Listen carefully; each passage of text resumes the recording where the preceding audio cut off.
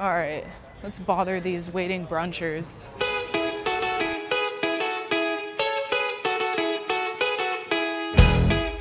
What's something that you have in the back of your closet that you just like don't know what to do with? Like old electronics. Yeah. Yeah. Okay.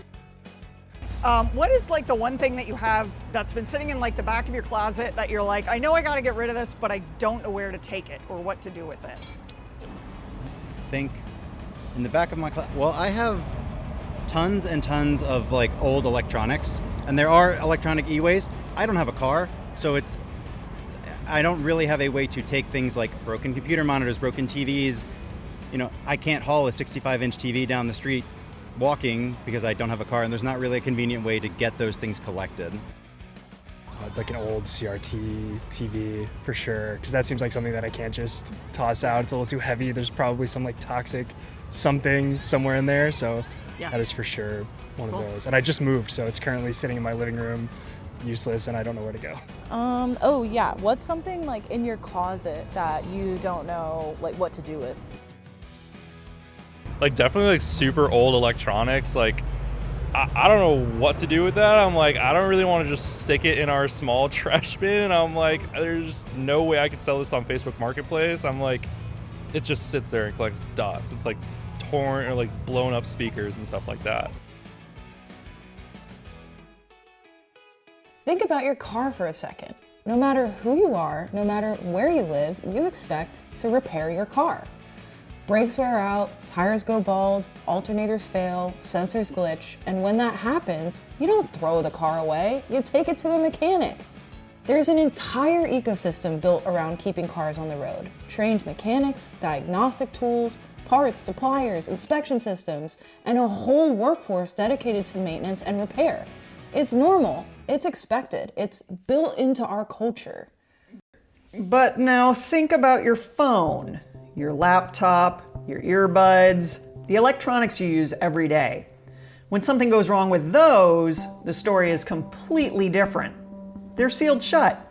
Replacement parts are restricted or proprietary, warranties discourage third-party repair, and the cost of fixing them is often pushed so close to the cost of replacing them that you're nudged towards the trash can. Which is what most people do. They throw them out. Electronics are the fastest growing waste stream in the world. But thanks to years of advocacy, there are now laws about throwing out electronics, which contain metals and other valuable materials that just shouldn't end up in a landfill.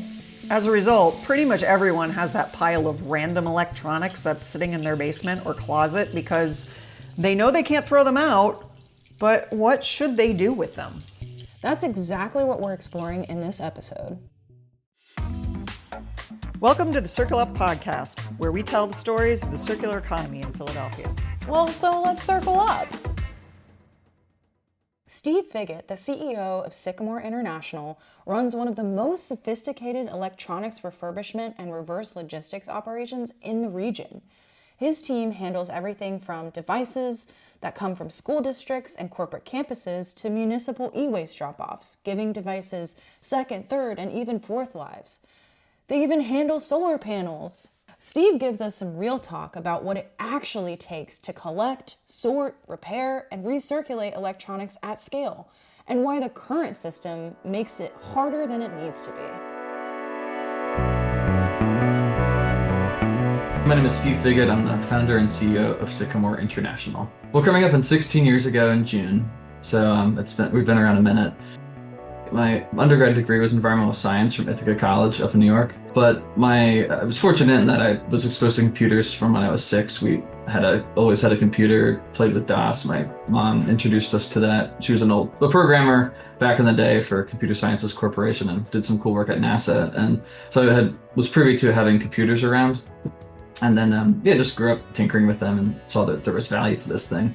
And then inherently it could translate to a business, became apparent at some point. The concept was refurbishing electronics for reuse. That was the core business model. I'd been doing it kind of on the side in college as a way to, make some ancillary income. So I started it basically on a pool table in my mom's basement. We put some plywood across it to not damage the felt, so I didn't get in trouble. But yeah, it was basically that. It was initially consumers at the time, one by one, initial partner I had, and then we were focusing on kind of the refurb and some IT support at the time. But it seemed that ultimately the scaling, there's more scalability to actually fixing the equipment up and doing it at scale as opposed to doing the IT side.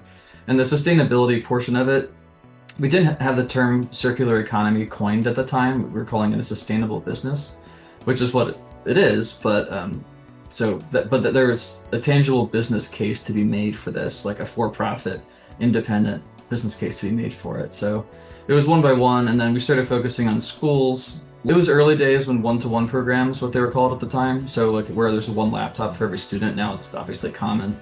But we started seeing an influx of devices flowing into them, and they didn't really know as much about like the data secured end of life, student data sitting there. So that was the value. Hey, yeah, we're going to destroy the data on this.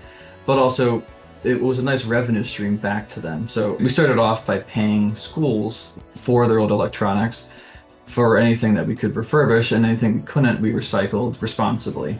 So we started pitching some school districts on that, and it had legs. We've infused millions of dollars now back into school budgets every year.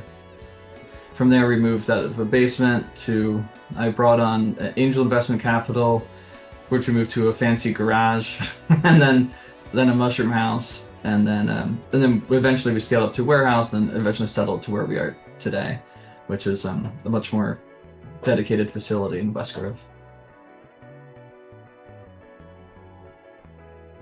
But basically, we collect things. It's anything that plugs into a wall. It goes through a process where it's sorted on site. Data-bearing devices are brought out and sorted out for testing and data destruction. Everything is evaluated for reuse depending what the device is. And again, sometimes older devices like your iPod, that despite being 15 or 20 years old, actually might have some value if we can put a new battery in it or something. Everything is evaluated. So we go through a whole inventory process, and then anything that is true e-waste is sorted into a variety of categories for recycling, and anything that is able to be refurbished. We have about 18 processing technicians that are experts in this. We have software driving it, the decisions, QR codes that are scanned to help teach people how to route things. And ultimately those wind up in resale streams. So it might be 50% online retail. There's domestic retailers. We have international distributors in Europe and in Southeast Asia, where they sell it back to consumers again. And ultimately everything that is complete e-waste is routed into material streams where it's not going to be landfilled. In the Commonwealth, it's technically illegal to landfill electronics, like consumer electronics. So there's the legal side of it, but landfills aren't necessarily designed or equipped to handle all the heavy metals.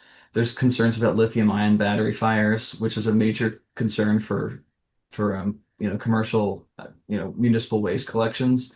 When you see those videos of a trash truck driving down like Fifth Avenue in New York on fire, it's like, okay, that's kind of disturbing. But like there are thermal events that happen. It's real.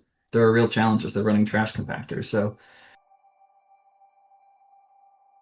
it's also relatively refined metals. So if we can get them into the right material streams, it's far more efficient from an environmental perspective to refine electronic waste streams than it is to mine virgin soil, mountaintop removal, like straight up processing X number of tons of ore to collect, refined metals. It's relatively refined. So I think the concept of urban mining is the one that's starting to be floated around more recently. We're looking at the raw materials in urban settings and suburban settings, and looking at them for mining really raw materials as feedstock into refining processes to distill things down into, aluminum, copper, really base metals again, lithium, different polymers for plastics. I mean, repolymerizing plastics presents its own challenges, but it's better than dumping them in Malaysia. But one of the challenges is a lot of consumers don't really have easy access to where you can recycle conveniently. So everyone's got these drawers full of electronics at your home, but there are also a bunch of old batteries in there that might be expanding. So I mean, it might not necessarily be the safest thing. So there's definitely a challenge. Our core focus is really on accumulating large volumes or establishing collection sites where we can accumulate things in bulk because it's more efficient to deploy a truck to sites where it's concentrated. So we handle the consumer electronics program for the state of Delaware. We're working on some things in Pennsylvania. We're excited about some of the policy changes that might be coming through the Pennsylvania Senate and House and from the governor's desk at some point too. But there's a market-driven approach to make this happen, though there could be some updates to some of our legislation and laws around it, I think, that could help kind of boost it too. We need more collection sites. There are other states that handle it a little bit differently than Pennsylvania that are more like a consumer-friendly collection events. It does matter. We do want to actually recycle these things. There's stats that are like only 15% of electronic waste is actually collected. I mean, there's a huge amount that are sitting in people's desks and homes right now. Like it's a big question mark what's actually out there. Typically, we're able to pay for assets. We have free consumer collections, so consumers are not charged to do this. But yeah, we make our profit. I mean, 80% of our revenue is from the refurbishment and resale. About 10% is from recycling, about 10% services. So the bulk of it is true reuse and refurb. There's also a great opportunity just to make sure materials are captured from, particularly critical minerals that are becoming more concerning from, on the state and the federal level, like lithium, for example. A lot of people think lithium might not be recyclable or is volatile, but you can recycle lithium 20 times before it's completely depleted. And if a battery lasts 10 years, that's a long time.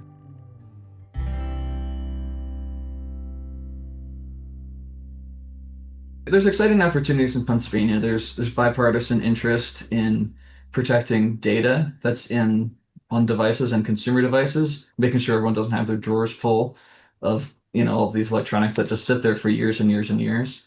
So the existing legislation doesn't cover some of those devices. So there needs to be something expanded to cover more modern electronics. And then there's some things that were kind of missed, I think, in the original bill that passed back in 2010. That technology has changed then. There was a lot of CRTs. That was the big focus of the program. You're not allowed to throw CRT TVs legally into landfills. Cathode ray tube is what it stands for. So the old big boxy TVs people had, those giant ones that weighed 150 pounds. So that was the major issue because that is leaded glass. So you can't just crush it up. And then there's also mercury gas in it. So if you pop it, it explodes, and that's just bad to get into the atmosphere.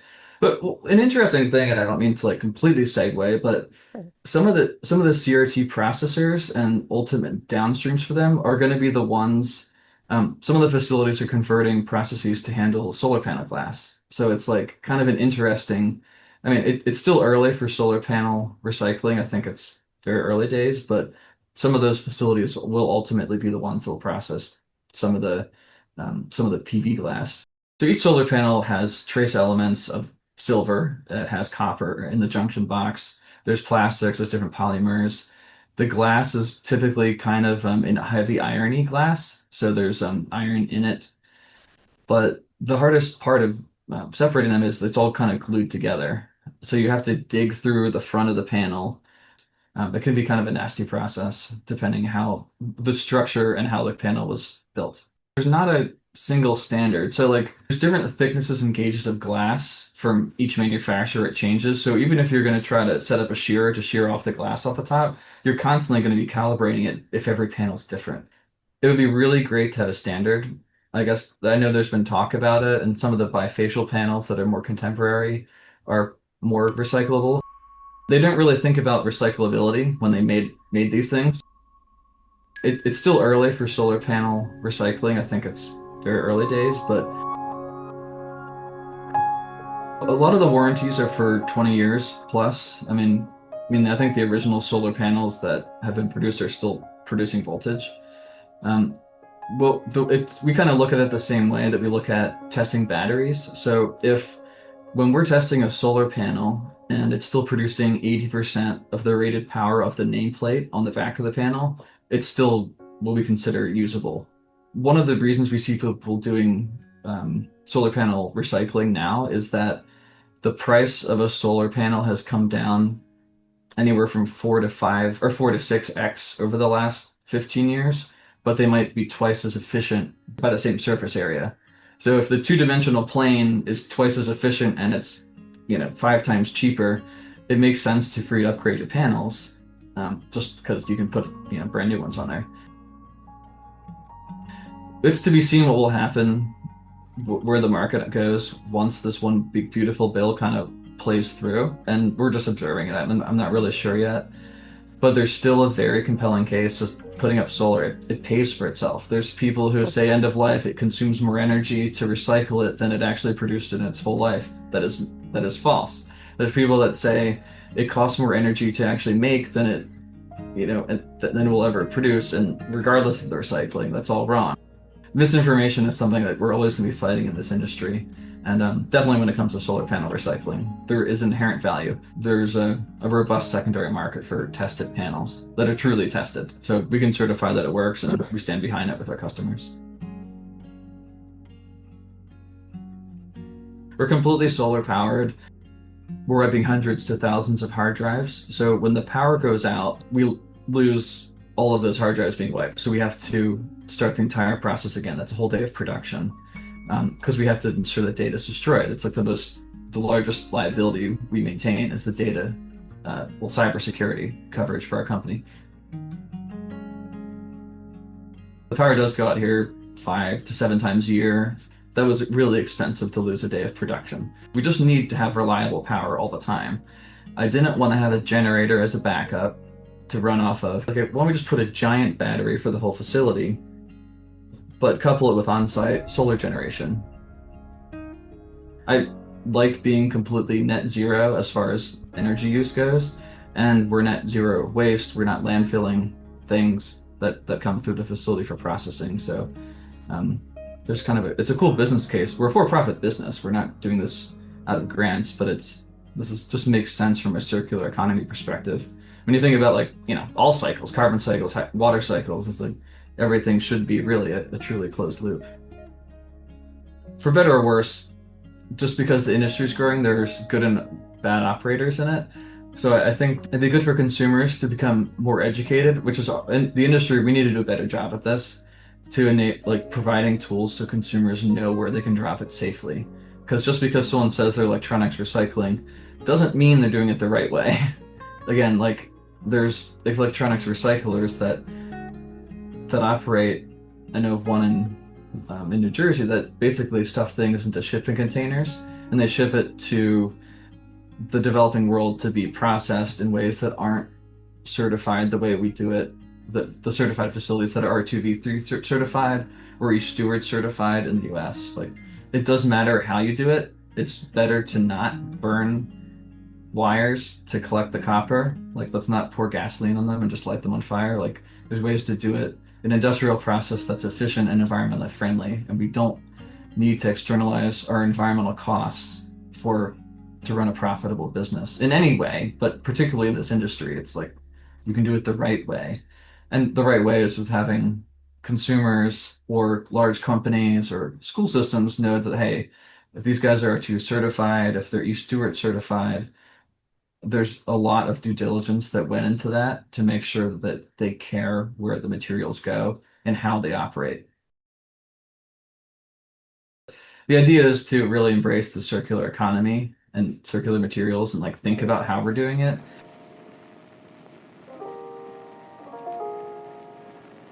We think when the legislation gets updated in Pennsylvania, there will be more collection sites, and there's going to be more opportunities for us to service those in Philly. There's going to be opportunities for companies that are in the city right now. One of the most costly portions of this industry are the logistics. You're running these big trucks through. It's hard to collect 3 iPhones from a consumer. You want to collect a few hundred or a few thousand at a time, or a few thousand pounds. So there's going to be an opportunity for smaller companies to start up and fill that gap, I think. Emptying out your drawers is a good thing. But releasing the devices prior to doing that would be a big help so that it can be reused again. The big thing that helps is if your device, if you can, people have iCloud locks or different Samsung and Google devices have different software locks on the devices. If you can wipe it before you give it the thing away and release it from that, that will make sure that it can be reused again if it's software locked. So, Find My iPhone or one of those activation locks, we call them. If it's still in there, you can't use it again. You can harvest some parts off of it, but you can't actually reuse the device again and sell it to someone else. What are some things that could make e-recycling easier? Honestly, I think if there's more standardization for just for standards on how batteries are put into devices to make them removable would go a really, really long way. If you're gluing batteries into something, you have to unglue them at the end of it. It's so tedious. So if there's more standardization into that, I think honestly, it's a good idea to have all of the same power cables.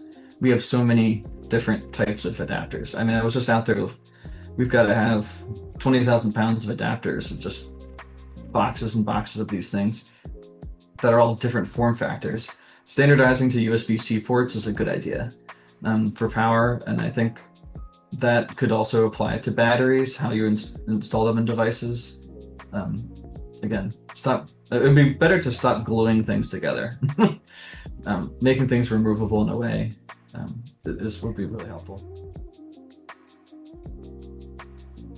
iFixit, they're a great organization. They do teardowns of a lot of tech and rate things from easy to hard as far as recyclability goes or repairability goes. So I think there's talk that way. The newer iPhones are easier to repair because Apple did eventually listen, but I think there's a lot of manufacturers that aren't doing it that way. But when the major ones start paying attention to that way and making batteries replaceable in particular, is a big step.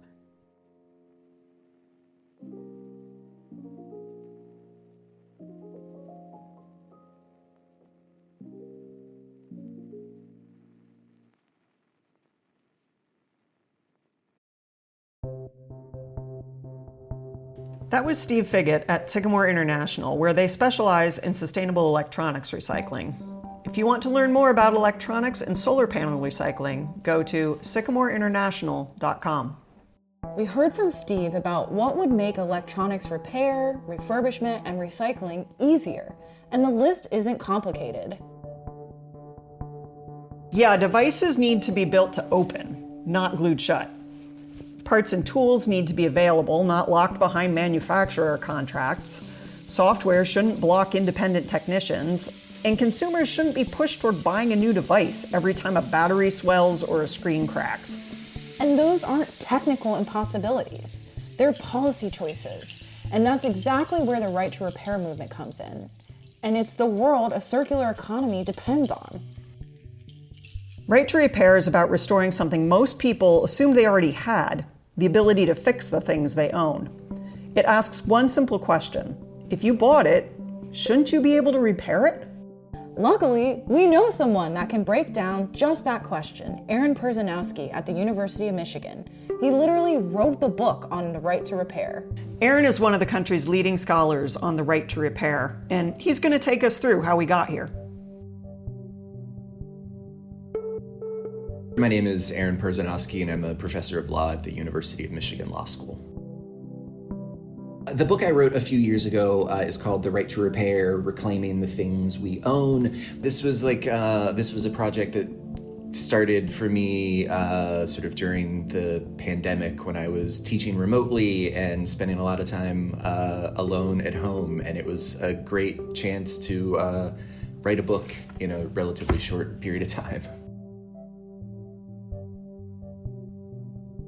And it's trying to give an accessible viewpoint into this complicated issue. So it's not written for people who are legal experts. It's not written for people who are repair experts. My goal is to kind of guide people through this constellation of issues by understanding kind of the historical perspective of repair, understanding the legal rules that interfere with repair, and also the legal rules that I think give us some leverage to push back on these issues.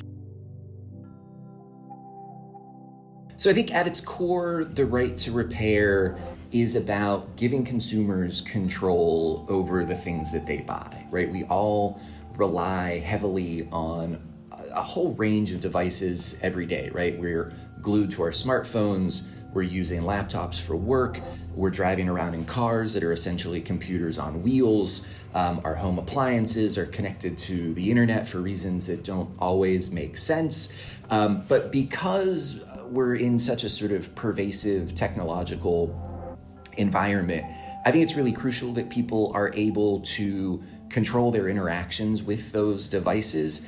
And a big part of that is just being able to fix them when they break. So I think that's kind of at its core what the right to repair is about. In implementation, it's meant a lot of different things. There are lots of different problems to solve, like the repair landscape is, I think, a complicated one that has a lot of legal hurdles. And so the right to repair movement has taken a number of different strategies to try to address those issues. So companies have been interested in planned obsolescence for a long time now. This really took off in the kind of post-World War II economy when our ability to quickly assemble products was sort of outpacing consumer demand for products. And so if you're making more than people are buying, you need stuff to break so that people will go out and spend more money. And so sometimes that's a matter of using cheap materials. Sometimes that's a matter of making sure that replacement parts aren't available in the market. So if one component goes bad, you have little choice but to go out and buy a new one. So that's nothing new, really. What has changed a lot in the last couple of decades is a couple of things. One, we see more and more software embedded in our devices. So functionality that used to be the byproduct of physical components is now being executed through electronics. That's controlled by software, and software gives manufacturers, I think, a much more granular level of control over how long a product works, right? So a good example of this is there are some home printers in the market that are literally programmed to stop functioning after they print a set number of pages. And the excuse from the printer manufacturer is, well, we've got this little sponge in the bottom of your printer to soak up excess ink, and we estimate that after X number of pages printed, that sponge is going to be saturated. And so for your safety, we disable your printer, right? Now, of course, you can go out and buy this sponge for like $1.50, but they don't tell you that, right? So software lets you do that sort of thing in a way that was really unthinkable before. Software also ties into the other new development here, which is the use of the law to interfere with repair. So copyright law applies to software, and that means not only do companies have this sort of practical level of control, they can also use legal threats to deny consumers access to the software that they need to fix the products that they buy.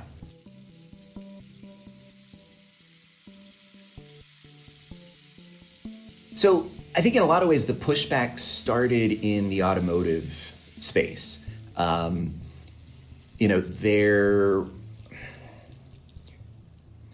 Because of the expense of vehicles, repair is a really important consideration when people are making a decision about, what cars they're going to buy. And because repairs are expensive, people are more sensitive to repair restrictions. And so 20 years or so ago, when we started to see the real explosion of sort of electronics and software code in vehicles, there started to be a real concern that manufacturers could take steps that would make it difficult, if not impossible, for independent repair shops to keep working on cars.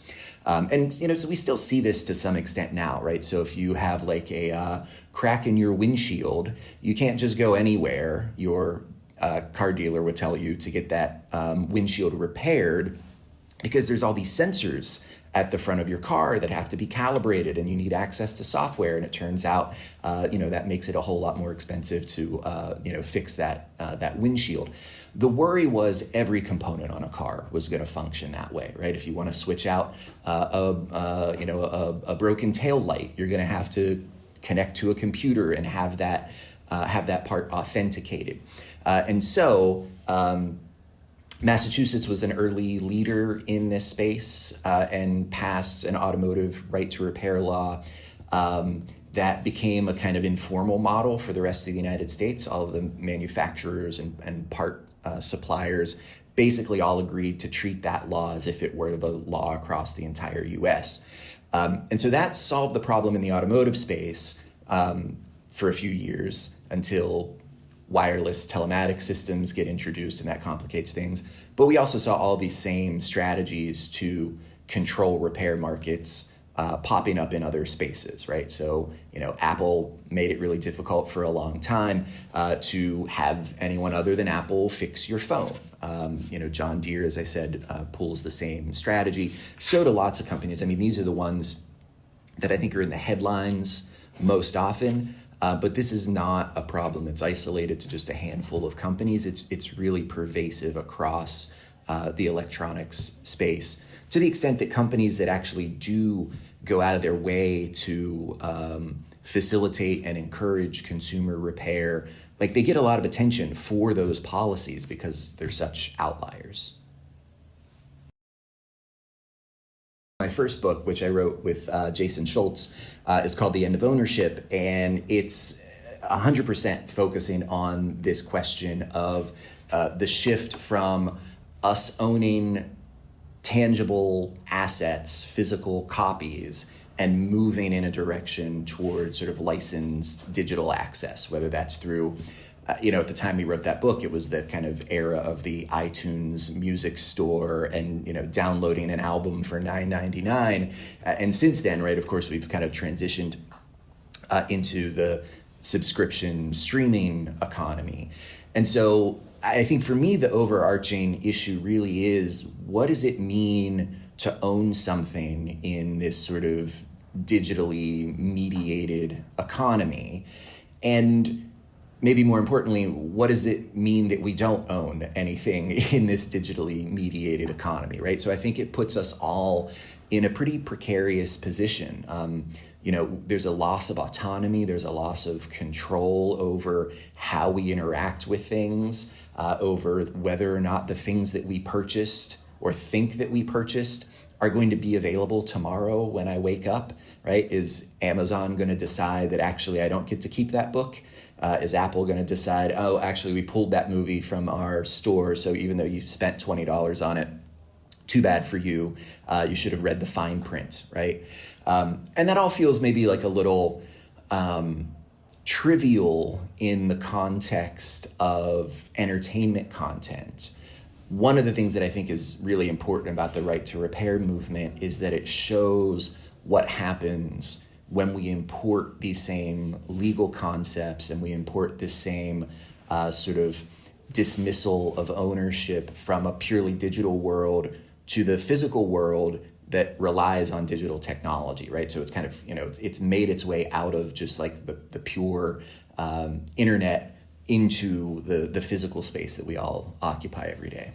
When we wrote that book 10 years ago, I think there were some people who took the argument seriously, and I think there were some people who thought, the stakes don't seem particularly high here. And also, isn't it really nice and convenient that I can pay $10 a month for Netflix and watch all these movies? And now 10 years later, you're paying $25 a month for Netflix and watching way fewer movies.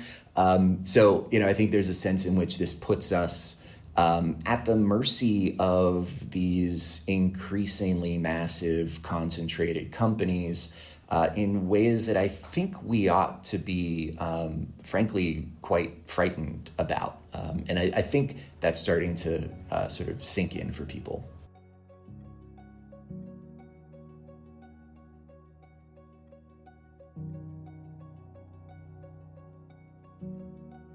Any impediment to consumers repairing their device, whether that is a function of the physical design of the product, the software design of the product, or the legal restrictions that companies impose on those products, I think those are all kind of vectors for this sort of impingement of consumer rights. This is an issue that comes up in a lot of contexts, right? Companies decide we don't really want to support this device with new software updates anymore, and so we're going to suspend those automatic software updates. I wouldn't say it's an entirely distinct issue. I think it's a closely related problem to the right to repair issues that we've been talking about. Sometimes that means a device just stops functioning altogether. If it's one that depends on access to a remote server. So maybe the most famous example of this is a device called the Revolve that Nest put out. Maybe, I don't know, this is almost a decade ago at this point. And they just announced one day, hey, it was a home automation hub, right? So you would, connect this thing to your thermostat and your automatic blinds and your television, and it would, set the scene for you at various times a day. And they just decided one day, we're not going to keep this thing working. And on X date, it's just going to become a brick, right? It's not going to function at all anymore. Other times, like we've had recently with Windows, an announcement that, hey, we're not going to support this operating system anymore. And so all those devices that are relying on this operating system, they're just not going to get software updates, right? And if you work in a major corporation or you work in a university like I do, you can't run a device that's not getting frequent software updates because it becomes a security vulnerability. So the right to repair laws that have been enacted so far have not directly addressed those issues, but I know there's some other model legislation out there that does focus on things like providing consumers clear notice about the period of time during which they should expect software support and holding companies accountable for those statements, mandating minimum periods of support. And there's also, I think, a conversation to be had about putting source code in escrow or requiring companies to make code available on open source terms if they decide they're not going to support these devices anymore, so that people can do it themselves, right? So I think that's a big concern as we see, investments in, like very expensive electric vehicles that are entirely dependent on software. And so when the company goes bankrupt, what happens with the software code that you need to keep your car, not only operating, but safe on the road for everyone else, right? These things can't just be abandoned in the way that, like some, software tool that I used in 1995 gets abandoned, right? There's some real consequences that flow from this.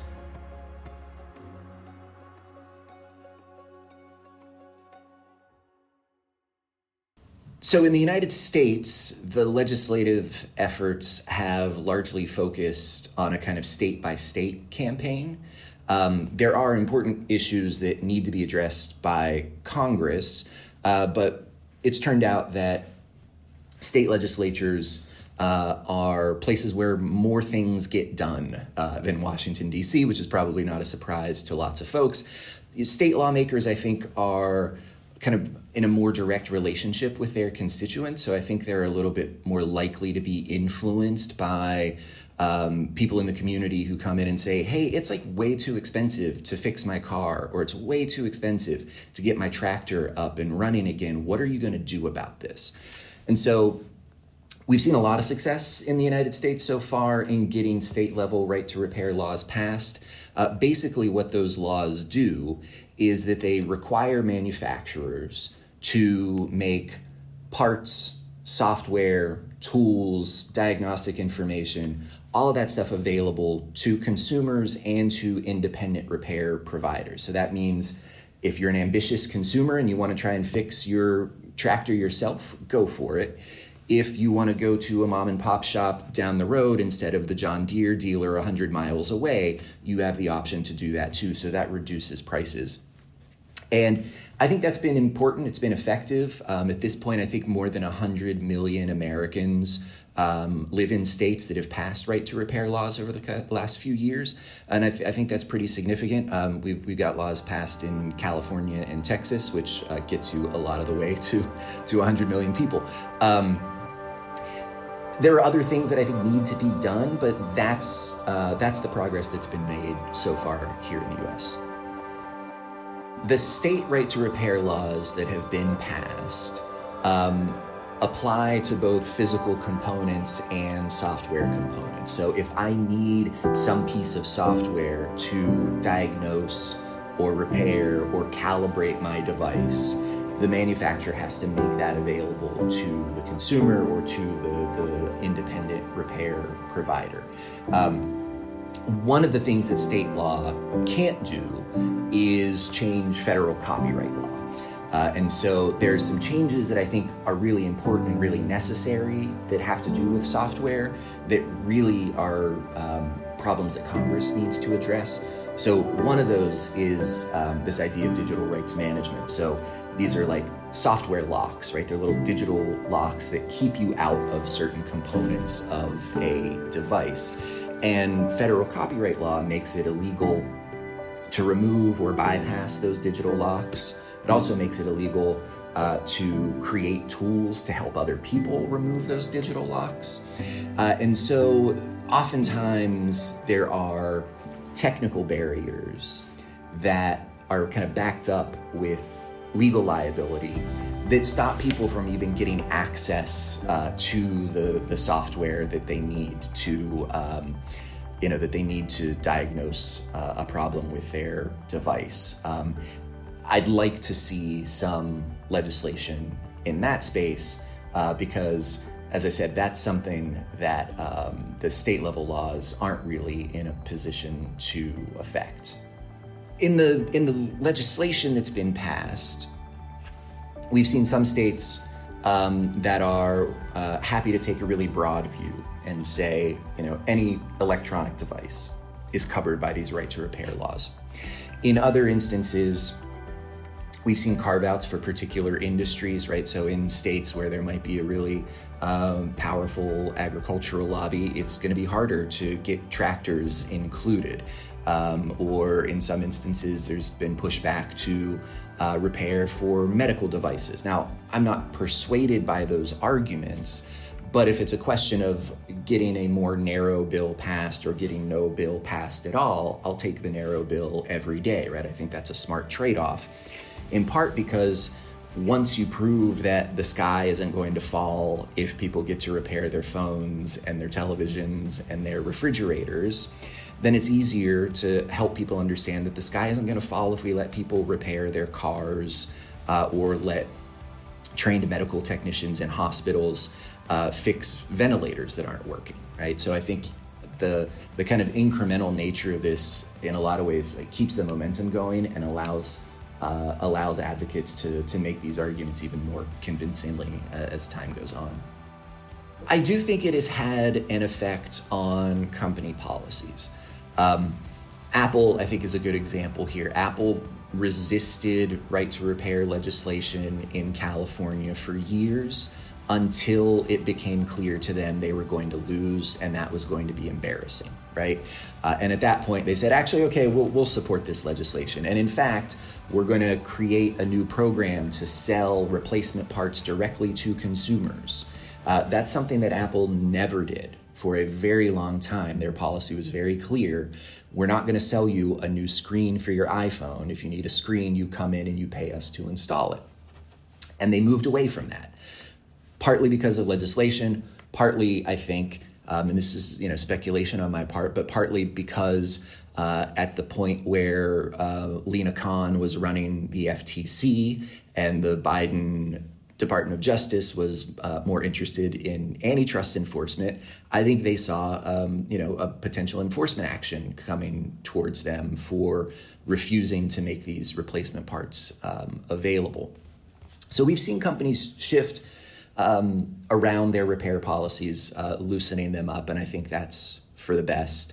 I think we've also seen some gestures towards designing and manufacturing more repairable products. I think Apple deserves some credit there as well. I think we could go further. In the United States, there's a real reluctance to have regulators and lawmakers intervene in the design of products, right? We tend to take a pretty hands-off approach and say, listen, they're the experts, we'll let them decide how to make their products. And I think generally that makes sense. We don't always do that, right? There came a point where we required every automaker in this country to put seatbelts in their cars, right? And yes, that interfered with their freedom to design the product in the way that they saw fit, but it served an important public purpose. We haven't done that yet in the electronic space. I think Europe is more inclined to be sort of interventionist in that way. We've seen this a little bit already. So Europe has this eco-design directive that's been around for a few years. And one of the things that it does is for certain products like home appliances, right, a washing machine, a dryer, it requires that those products be designed in a way that they can be disassembled using everyday household tools, no special exotic screwdrivers needed, and also in a way that you can disassemble the device without permanently damaging any of the components. Because a lot of devices, right, to actually disassemble them, you're gonna have to do more damage to the product. The US hasn't done that. I think we should think about it. I think we should take that seriously. One thing that the Europeans have been floating in the electronic space is a return to the days of user replaceable batteries in smartphones. So for the older folks out there, right, you might remember having a flip phone or a Motorola Razr, where you could literally with one thumb pop the cover open on the back of that device, pull out the battery, and put in a fresh one. It didn't require spending hundreds of dollars. It didn't require, specialized tools or anything along those lines. So I would like to see some real thought given to those kinds of common sense requirements that still give companies plenty of room to innovate, but that take these consumer concerns and environmental concerns a lot more seriously than we do right now. The recycling issue, I think, is important, and recycling is absolutely better than throwing something in a landfill, no doubt about it. But I think recycling is often a distant second to repair, right? Keeping something working as long as we can is a value that I think we've sort of lost sight of. Part of planned obsolescence is marketing. Why does Apple decide every year that the iPhone needs to come in some new set of colors? The same reason that in the 1950s, Ford and GM decided that, their cars needed to have bigger and bigger fins every year, right? So you could signal that you have the latest and greatest item. I think that drives a lot of consumer sentiment around these things. And if we could get back to a point where people were actually proud to have a device that's durable rather than a device that simply happens to be new, I think that would have a big impact. So I think it changes the economy, right? We're going to see a shift in spending from purchasing new devices to repairing devices. One thing that does is take money out of the coffers of trillion-dollar corporations and puts that money in the hands of local businesses. It also leaves more money in the pockets of the consumer in the first place that they can go spend on something else, right? So I'm not terribly worried about a kind of like macroeconomic collapse because of the repair economy. One thing we have to take seriously, though, and this is not often a popular opinion, but we have to take seriously the idea that maybe products need to cost more up front in exchange for greater durability. People don't like the idea of increasing costs. I get it. Cars are too expensive already. Phones are too expensive already. But part of what's happening right now is a kind of dishonesty. So a company's willing to sell you, let's take John Deere, for example, right? John Deere is willing to sell you a tractor for, let's say, $100,000, right? Not a particularly expensive tractor, but, for most of us, more tractor than we need. You're willing to spend that money. But what John Deere doesn't tell you is that price includes a bunch of predictions about how much money you're going to spend down the line on repair and service, right? I think we might be better off if companies had to be upfront about the total cost of ownership of these devices. And if part of what they're pricing in is the money they're going to take from us over the long run, right, and the 10 or 20 years that you own this particular item, that might lead to an increase in the initial price. But I think in the long run, it actually saves consumers money. It requires a shift from that kind of sticker price mentality to a sort of total cost of ownership mentality. And one way you do that is that you force companies to be more honest about what they really plan on charging you in the long run. I think there are absolutely circumstances where, at least initially for new products, manufacturers might be in a better position to offer repair because they have a better understanding of, the components of the device, how they're put together. That's certainly true. But I think one thing we see from sites like iFixit that do teardowns of new products is that people who are skilled in this space can learn pretty quickly those ins and outs. There's a lot of sort of distributed expertise out there in the world. And I think my vision, and the vision that a lot of folks in the right to repair space would endorse, is one in which, of course, you should be able to go to the manufacturer if you want to, right? Of course, that option should be available. If I need to get my car fixed, my first stop is probably going to be to call the dealer, right? It might not be my only call, but that's probably where I'm going to look first. And so if we're in a competitive market where lots of people can offer these repair services, that's going to keep prices low, and that's also going to create incentives for high quality, responsive repair. When you have a monopoly, not only do you get to jack up the prices, but you also get to provide sort of bad service. I mean, people remember subscribing to cable television, I imagine, right? That's an example of, in most markets, a company that has monopoly power, so they charge you through the roof, and everyone hates them, right? I don't think that's the vision we should have for, the markets for repairing our daily devices.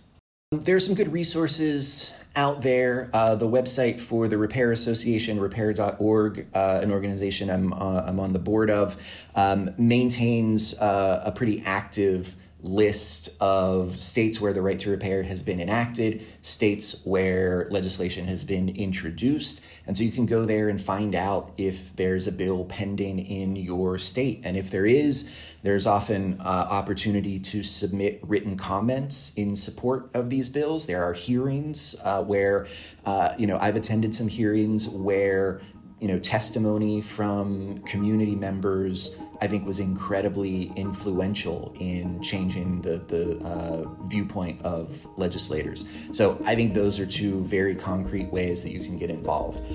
The other thing that I think is important is, kind of voting with your wallet, right? Make decisions when you're engaging in a purchase that are informed by these issues of repairability. Think about who you want to spend your money with. Think about what businesses you want to support. If there's a local independent repair shop in your community, think about stopping by the next time there's a problem with your phone. I've had really great experiences with folks that run these small businesses. They're incredibly responsive. They're really attentive. They're often smart and interesting people and fun to talk to. So I think those are three things that you can do that aren't particularly labor intensive. They don't require any special expertise or knowledge. Just kind of sharing your own stories, I think, can be a really powerful part of this process.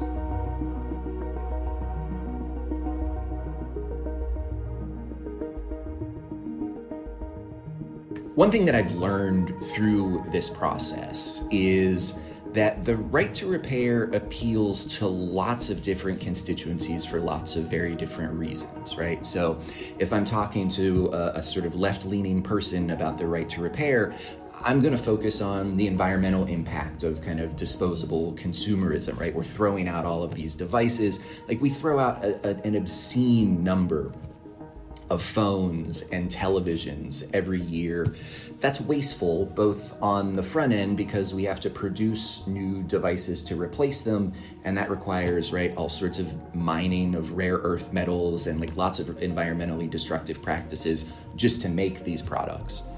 And then we're throwing them into landfills, and they're all full of heavy metals and chemicals that are going to poison the groundwater, right? That is reason enough for a lot of people to take this issue seriously.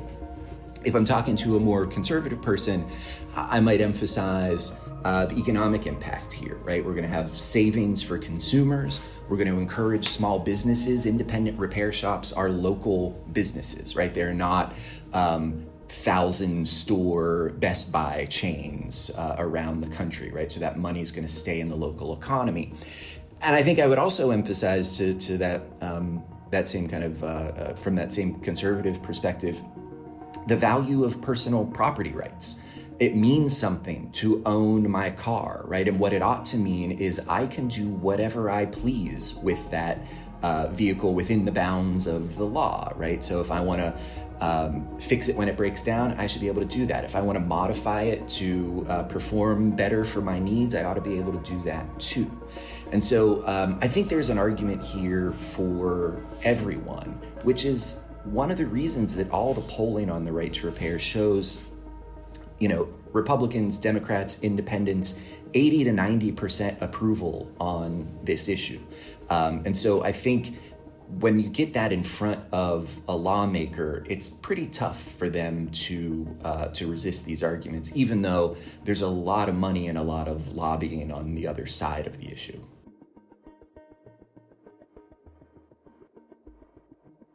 Thanks to Aaron Perzanowski from the University of Michigan. You can find his book, The Right to Repair, Reclaiming the Things That We Own, at your favorite independent bookseller. And thanks again to Steve Figgett at Sycamore International. You can find out more about electronic recycling at sycamoreinternational.com. We'll have those links and more resources in the show notes. And that's a wrap on this season of the Circle Up podcast. You know, Candace, every time I get discouraged about the state of the world, I think about all the people and businesses we've talked to over the course of this season, and it gives me hope that we can get to a circular economy here in Philly. Same. And what really grounds me is how tangible the progress already is. We're not just talking about these ideas. We're seeing real service providers, real neighborhoods, real businesses proving that circular systems work. Whether it's companies redesigning packaging, organizations building reuse infrastructure, or community groups keeping materials in circulation, the momentum is real and it's happening right here in Philadelphia, not in some hypothetical future. That's what makes me believe we can scale this, because people are already doing it. And if you've been listening to this season and thinking, I want to help move this forward, you can.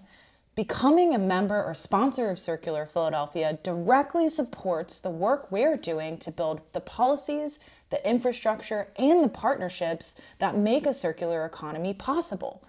Membership strengthens our advocacy and our community network, and sponsorship helps us expand programs, convene stakeholders, and accelerate real systems change across the city. Because the more people and the more organizations who step into this work, the faster Philadelphia becomes a place where circularity isn't the exception, it's the norm.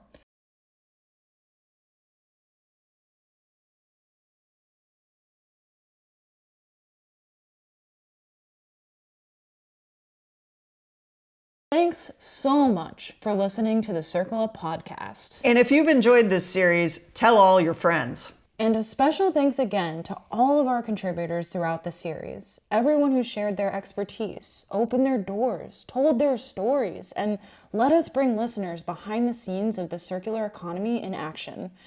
This season wouldn't exist without their time and their commitment to doing things differently. The Circle Up podcast is presented by Circular Philadelphia. It was produced by Meredith Nutting at Cool Goon Productions. This podcast was supported by a grant from Penn Treaty Special Services District. If you want to learn more about the circular economy, go to circularphiladelphia.org.